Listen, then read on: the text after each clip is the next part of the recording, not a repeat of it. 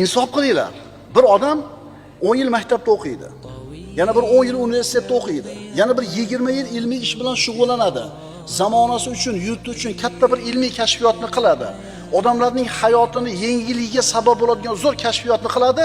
Birov tanimaydi ham uni. Unga beriladigan mukofot ham aytilinadigan mukofot emas. Ammo oyoq qo'lida joyida bo'lib, sal top tepishni bilgan bola 1 yilda 100 million dollar daromad qiladi. Modopilmaga qo'yib turib o'ylanib ko'ringlar-da. Bitta top tepishni chiroyli eplagan odam 1 yilda 100 million dollar pul topishi aqlga, mantiqqa sig'adimi? Boyaga biz aytgan kashfiyotni qilgan odam odamlarning rakiga davo topdi. Ekologiyani bir tuzalishiga sabab bo'ladigan bir kashfiyotni qildi. Benzin yoqmayapmiz, salarka yoqmayapmiz, shunaqa bir texnologiyani o'ylab topdi. Yo'q, o'shuning uchun futbolist bo'ladi bolam deydi-da. Bitta kinoda o'ynab berish uchun 30 million dollar oladi gonorariga. Bitta kinoda o'ynab berganiga aktyor. Aytinglar, shu aqldanmi?